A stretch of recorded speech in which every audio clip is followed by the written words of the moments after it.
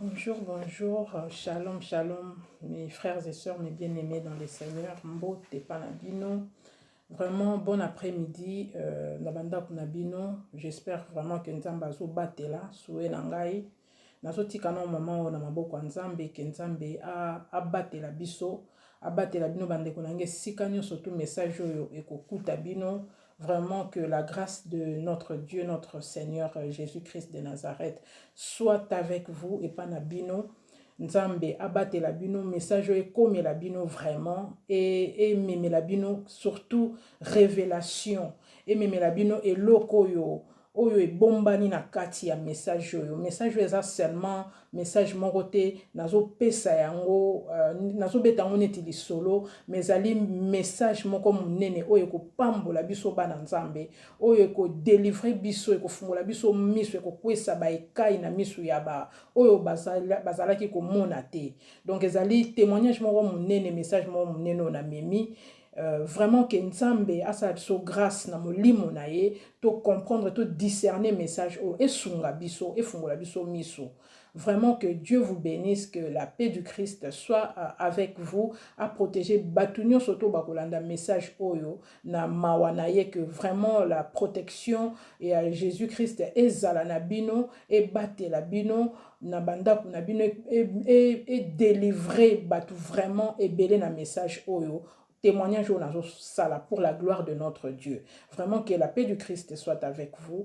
Et on dit tous gloire et louange à toi, Seigneur Jésus-Christ de Nazareth. Amen. Bande konanga,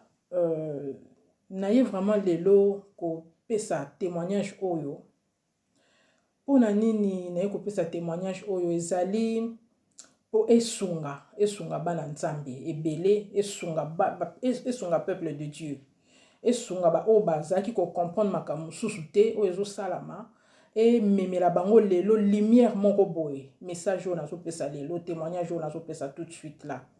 pona nini na pesi témoignage on na moment oyo po Nzamba ebisaki nga likambo moko na délivrance on Nzamba salela ki ngai ya monene maladi Nzamba abikisaki na ngai nango o lelo nazo témoigner ezali même chose ezali même sort o ekweli ndeko na biso dadi lelo ngai ndeko na bino pe na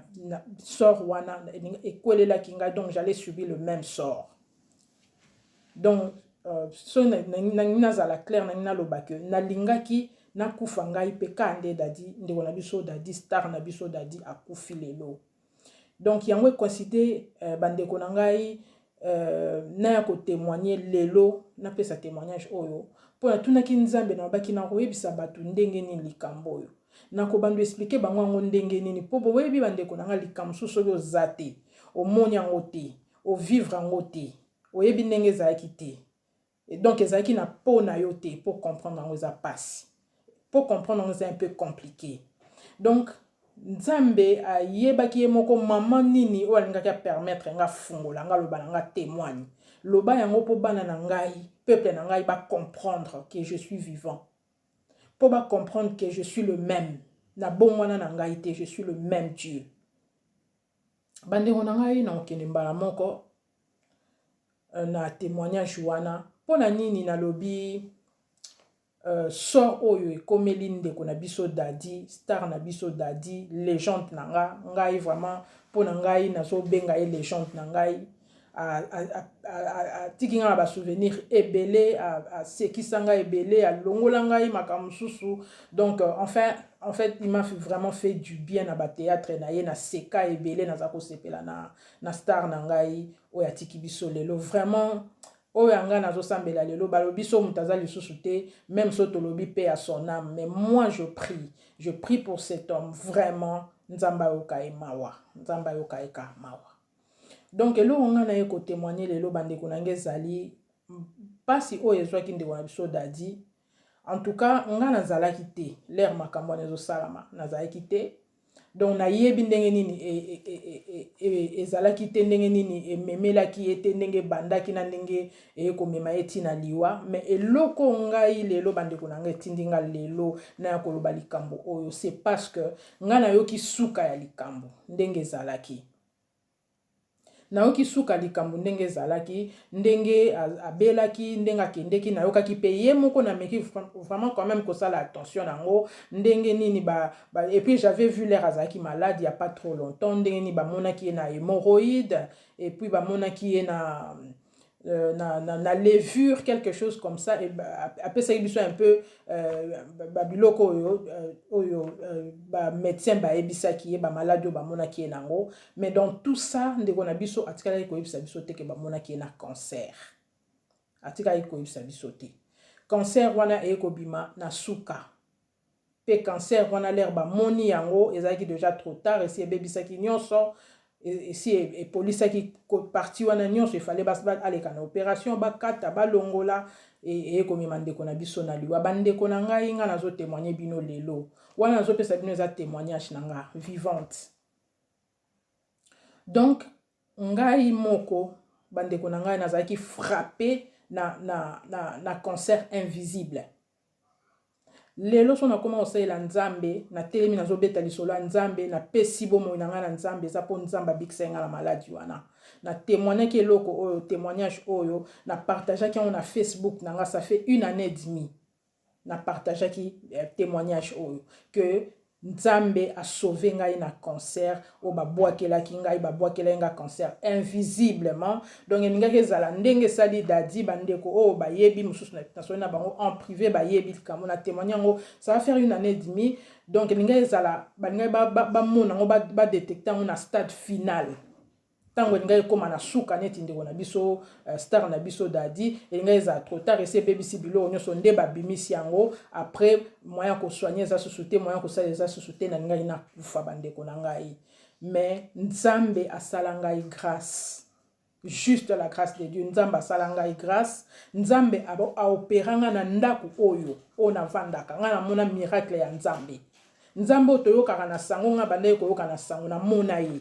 na mona loboko na ye na mona miracle nzamba opéranga na ndaku et puis nzambe alakisi ngai par après eza témoignage moko mulai mais naso écourtango kaka po na yebisa bandeko na ngai que to fungola misu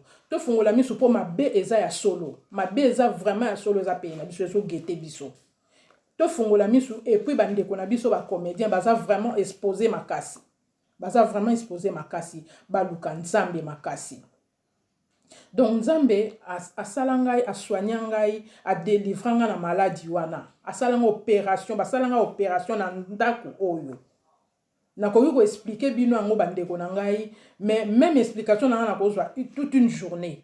Nzamba za ina besoin spectacle te nzamba za na besoin ba obetele maboko te mais oyo ya sala ka mute betaka maboko yango moko ngai yo naza vivant 1 année et demie 1 année et demie nzamba salangai miracle wana na kenda na témoigner ki on a partager ki on a Facebook na lobarango na batu mais webi tellement likambo ngo leki munene eza makambo nzambe batu donc c'est juste un miracle etika biso misu polele mais moi je suis la preuve vivante et puis après nzamba eko laksanga muto asala ki yango andimi yango a confesser yango et a lobelinga ndenga sala ki yango ndenga pesa ki nga na biloko akolia. Donc ngake polisa kati na ngai eloko moko mona na kateti na ngana kende kaka parce comme ça nga makasi na ke ba moni cancer moko incurable na ngai na kufa kaka ndenge lelo ndeko na biso akei pona nini cancer eza maladie oyo ngai to vandi surtout na poto toza nga naza na poto sikoyo eza malade oyo ngai na mona po musala na ngai avant nazaki aide soignante nazalaki ko s'occuper na bateau baza na ba phase terminale ya cancer ba mona ka cancer soki eza muke babandi ko soigner yango babandi ko prévoir que eya munene te obandi ko landa ba chimie ngai na mona ba kufa na cancer na poto oyo mindele mikolo mboka pona nini cancer ekozala caché pona nini cancer ekozala invisible c'est la même chose ngai ekomela ngai. Donc eza biloko mo photo luka nzambe eza biloko ezo senga mbongo te eza biloko ezo senga mboka te ezo senga moto ya ko aider biso ndenge na yo ki lelo ba pesi mbongo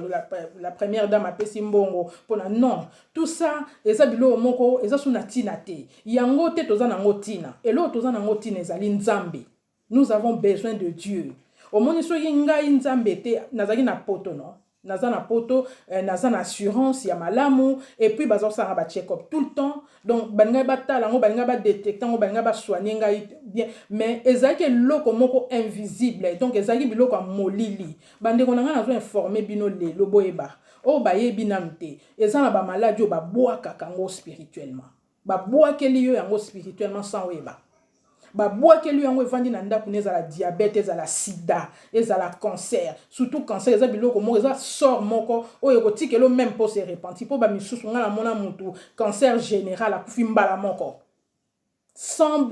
ba médecin ba prévenir ye mbala moko écoutez na ndako na ya kufi eza biloko moko eza ba maladie moko oyo ya lokuta oyo bazo bwakela batu na ndenga molili ebele si ya des cas oh nzambe moko alobi oui eza cancer eza normal ngai penza ndeko bino na informer bino que maladie wana eza naturel te et d'abord maladie moko te euta pa nzambe oui nzambe abi na bible batuni nzambe mwana oyo aza aveugle pourquoi mwana oyo aza aveugle Jésus-Christ a répondre bazaki na foule na ba disciple na yebisi bango maladie oyo ezaki pona gloire ya nzambe po nzambe azwa lokumu ndenge mona liwa ya Lazare soki liwa ya dadi eza pona gloire ya nzambe soki liwa ya ndeko na biso dadi eza po nzambe ayebana po azwa lokumu pona gloire na ye. Moi je dirais gloire à Dieu mais kaka maloba nzambe yebisi biso que jeune kokufa ya jeune eza malédiction na mukanda na ya lobi akopesa biso mikolo na biso akomultiplier ba jour na biso sur la terre akopesa biso longévité. Donc euti epa ya nzambe te mais vraiment na moment oyo na pesi vraiment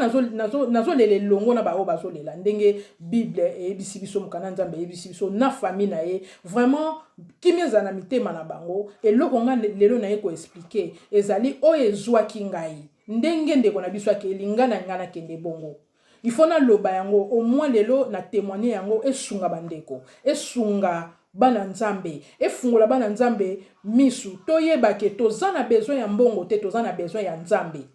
tozana besoin ba ya ko aider biso te ba pesa biso eloko te tozana besoin ya nzambe poso tozana nzambe nzamba ko révéler biso biloko ezobombana na kati na biso akoriye bisa biso makambu nini o ebombani o complot bazo salela biso il n'y a que Dieu qui peut nous révéler cela biso moko tozana miso komona mais to mona kate ndenge mukanda na yebisi biso ndenge maloba na yebisi biso yende mutakoyaka ko révéler biso so to kangami na nzambe to s'attacher na nzambe akolakisaka biso ba maladie o bazo bwakela biso oyo ezobombana ndenge sali ndeko na biso ndenge ngai pesalaki nga bandeko soki nazwi courage oyo lelo bandeko na biso ebele to perdre ba comédien na biso ebele mais na ya kolobela ngo te po permettre ngai te malgré ça nga pasi na comprendre répéter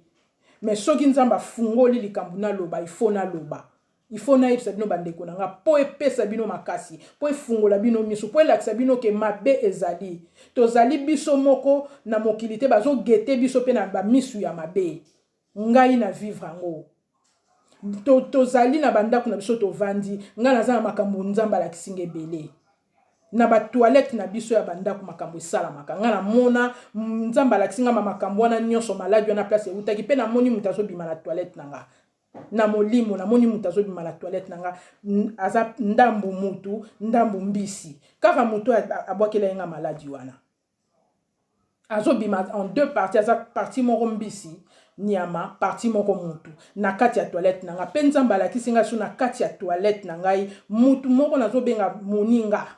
na yebie kaka na mokilu ya nzambe toza ni famille to makila moko te mais mutu wana asala ka musala wana donc aza mutu ya musala ya mabe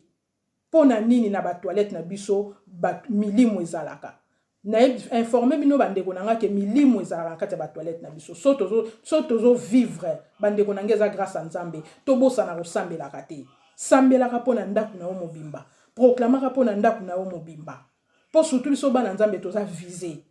wana eza mateya mususu na koya na ngo témoignage na koya na mateya wana pona partager ngo na bino ezali po boyeba bandeko nanga bofungola miso vraiment que Dieu vous bénisse ngala pesi bino vraiment